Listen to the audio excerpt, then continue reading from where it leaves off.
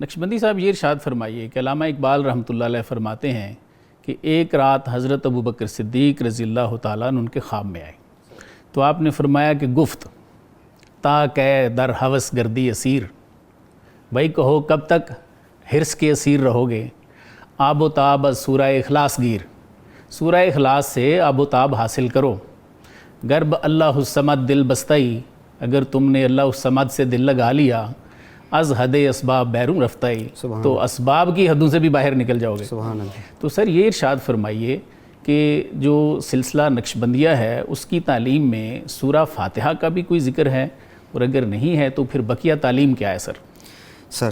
سب سے پہلی بات یہ ہے کہ سلسلہ عالیہ نقشبندیہ مجددیہ یہ پہلے سیدنا صدیق اکبر رضی اللہ تعالیٰ عنہ کی نسبت سے صدیقیہ سلسلہ اس کو کہا جاتا تھا۔ ٹھیک ہے۔ بعد میں ایک بخارا میں ایک بزرگ تشریف لائے، ان کا نام تھا حضرت خواجہ بہاؤالدین نقشبند بخاری رحمۃ اللہ علیہ، ان کی وجہ سے یہ نقشبندی زیادہ مشہور ہو گئے، ورنہ حقیقت میں یہ سلسلہ صدیقیہ ہے۔ ٹھیک ہے سر، جو دوسری بات آپ نے جو سوال پوچھا، ہمارے سلسلہ عالیہ نقشبندیہ مجددیہ میں ذکر و اذکار، ذکر سے مراد اللہ سبحانہ وتعالیٰ کا ذکر، اس میں ذات کا ذکر، اس کی بہت زیادہ اہمیت ہے۔ بالکل۔ مجھے اس سے ایک بات یاد ہے کہ مدینہ طیبہ میں کسی نے سوال کیا، تو وہاں ایک باغ میں بیٹھے تھے، تو میں نے یہ سوال پوچھا کہ پیارے آقا حضور خاتم النبیین صلی اللہ علیہ وسلم کا دل ہر وقت کیا کرتا تھا؟ تو اللہ سبحانہ وتعالیٰ کا ذکر کرتا تھا، وَلَا ذِكْرُ اللَّهِ اکبر۔ تو سیدنا صدیق اکبر رضی اللہ تعالیٰ عنہ سے جو منسوب جو روحانی سلسلہ ہے، جو آپ علیہ السلام سے جو انہیں روحانیت جو نور ملا، نسبت کا نور ملا، تو ظاہر وہی آگے چلا۔ اس میں سب سے پہلی بنیادی جو چیز ہے وہ ذکر ہے، ذکر الہی، اور اس میں ذات کا ذکر کیا جاتا ہے۔ ہم جو مشہور آیت مبارکہ ہر جگہ پڑھتے سنتے ہیں کہ الا بذکر اللہ تطمئن القلوب، دلوں کو جو سکون نصیب ہوتا ہے وہ اللہ کے ذکر سے۔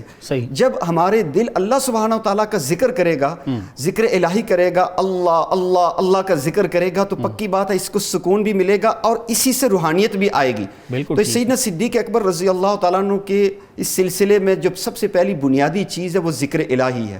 ہم چھوٹے چھوٹے ہوتے تھے، ایک شعر پڑھا کرتے تھے، نہ دنیا سے نہ دولت سے نہ گھر آباد کرنے سے تسلی دل کو ہوتی ہے، خدا کو یاد کرنے سے، تم اس کو کہا اللہ اللہ کرنے سے۔ بالکل ٹھیک۔ تو ایک تو یہ چیز ہے۔ دوسری چیز سیدنا صدیق اکبر رضی اللہ تعالیٰ عنہ کی اس مبارک سلسلے میں آپ علیہ السلام کی سنتوں کی بہت زیادہ اہمیت ہے کہ ہر کام سنت کے مطابق کیا جائے، اس میں ذات کا ذکر کیا جائے، ہر کام سنت کے مطابق کیا جائے۔ اور تیسری جو تعلیمات ہیں، تعلیمات میں ایک بڑی چیز کہ وہ جو شروع سے ہماری بات چلی کہ نیک لوگوں کی صحبت، اور اس کے بعد پھر قرآن عظیم الشان کی تلاوت ہے۔ جو آپ نے خواب سنایا، سورہ اخلاص کا ذکر کیا، سورہ اخلاص کے بہت زیادہ فضائل ہیں۔ صحیح۔ ہمارے اولیاء اللہ میں یہ بات مشہور ہے کہ کسی کے بڑے سے بڑا معاملہ حل نہ ہو رہا، وہ روزانہ صبح 300 مرتبہ، بعض نے 1000 مرتبہ تک سورہ اخلاص کو پڑھنے کی تعلیمات بتائی ہیں۔ صحیح۔ جو سورہ اخلاص کی کثرت کے ساتھ تلاوت کرے گا، اللہ سبحانہ وتعالیٰ بڑے سے بڑے مشکل سے مشکل کام اللہ پاک اس کے حل فرما دیتے ہیں۔ اور اسی طرح سورہ فاتحہ کے تو اپنے بہت زیادہ فضائل ہیں، تو سورہ فاتحہ کی روزانہ ہم کو تلاوت بھی کرنی چاہیے، اس کو اپنے معمولات میں لانا چاہیے۔ اللہ پاک ہمیں ان تعلیمات پر عمل کرنے کی توفیق نصیب فرمائے۔